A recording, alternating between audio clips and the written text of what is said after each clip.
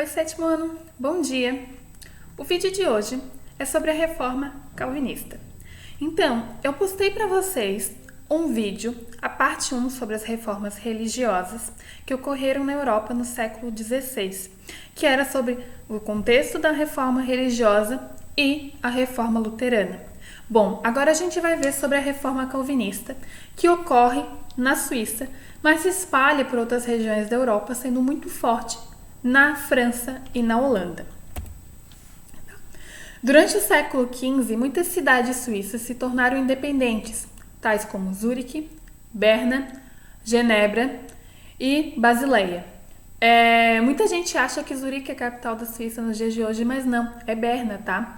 Zurique ela fica no norte da Alemanha, uma cidade muito rica, mas a capital é Berna.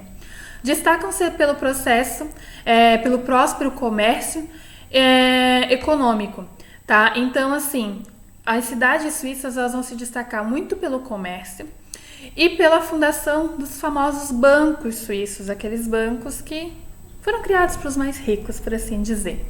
A burguesia suíça viu no protestantismo a possibilidade de se libertar dos entraves impostos pela Igreja Católica que condenava o lucro.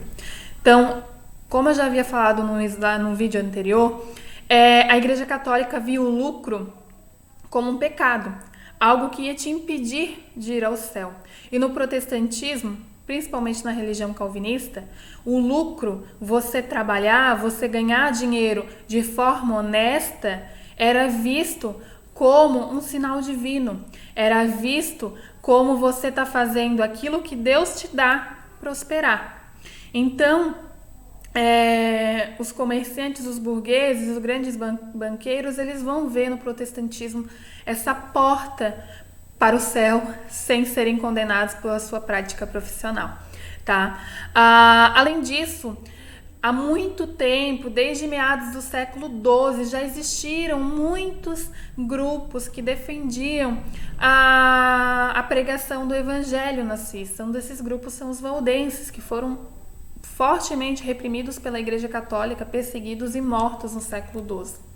Um dos principais reformadores a se destacar na Suíça foi o ex-padre Ulrich Zwingli. Não sei te dizer se eu falei certo o nome dele, tá?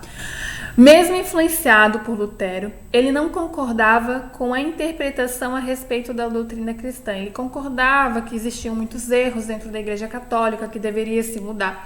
Mas havia muitos pontos dentro das ideias de Lutero, porque Lutero, era um padre, ex-padre da Igreja Católica, enfim. Era natural que ele se mantesse ainda muito atrelado em alguns dogmas da Igreja. Então ele via que o Ulrich, ele via que alguns pontos, até mesmo da doutrina luterana, deveriam ser revistos.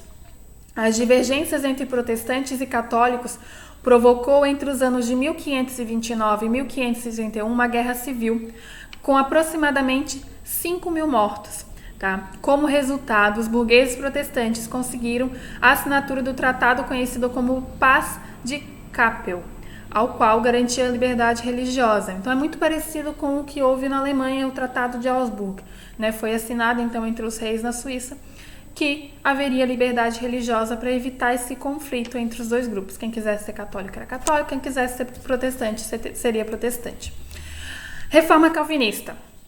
João Calvino, que como vocês podem ver na imagem aí, aparentemente não era calvo, tá? Iniciou suas pregações logo após se converter ao luteranismo na França, mas as duras perseguições o fizeram fugir para a Suíça, onde as ideias foram mais bem aceitas. A França era um país muito forte, o catolicismo muito forte, e com a presença de altos membros do clero, bispos e cardeais, participando diretamente da política da França.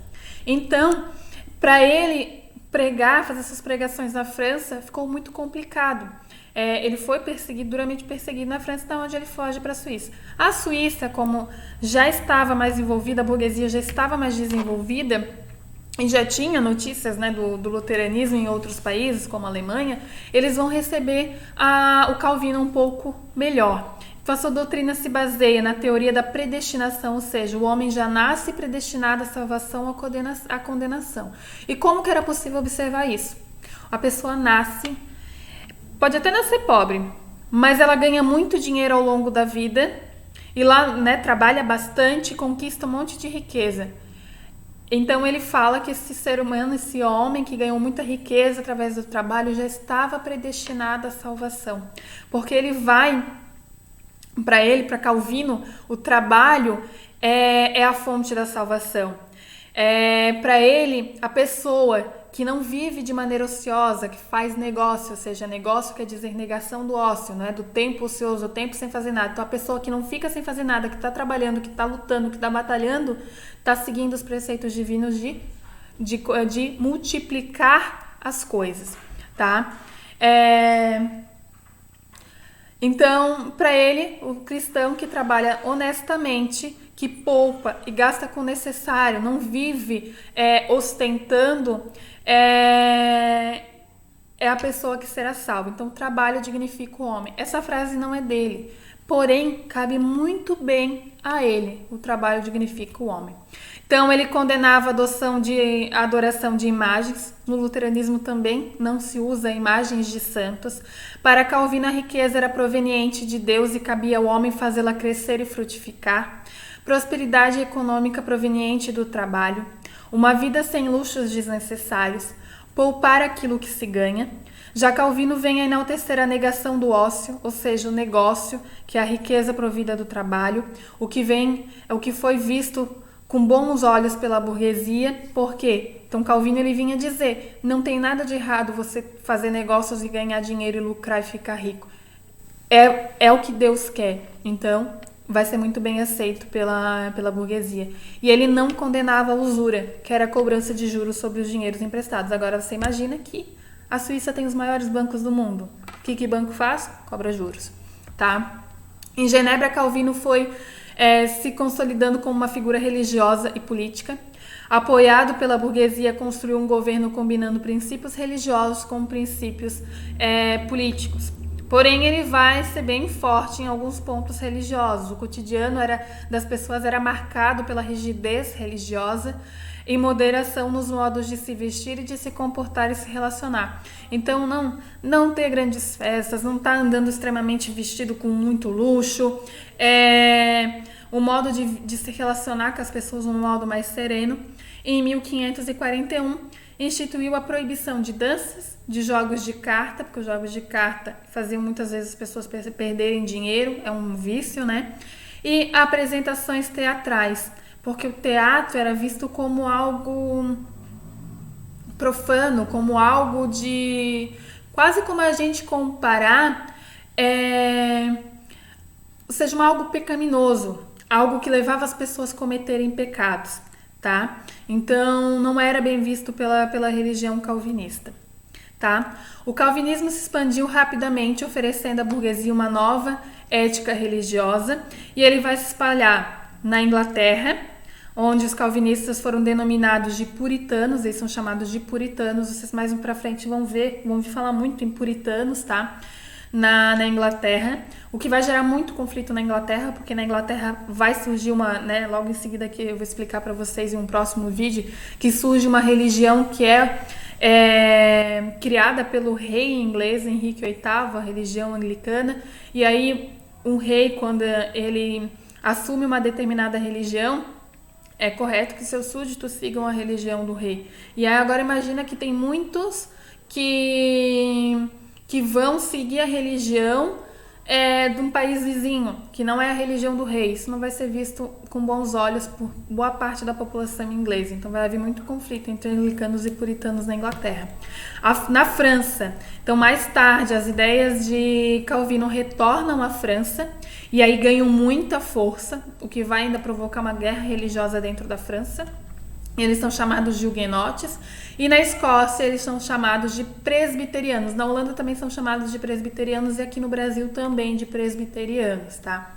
Creio que alguns de vocês já tenham ouvido falar. Então, na França, entre os anos de 1562 e 1598, houveram intensos combates entre huguenotes, calvinistas e católicos que possuíam visões muito distintas sobre o cristianismo.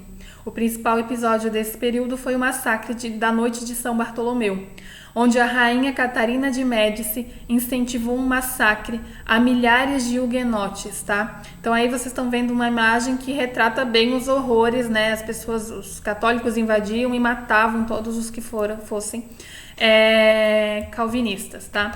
Em 1589 chega ao trono o rei Henrique IV, protestante, mas que se converteu ao catolicismo. Por que ele se converteu? Para evitar o conflito na França, tá? Porque muitos eram católicos, outros tantos eram protestantes, e ele se convertendo ao catolicismo, ele conseguiu o apoio do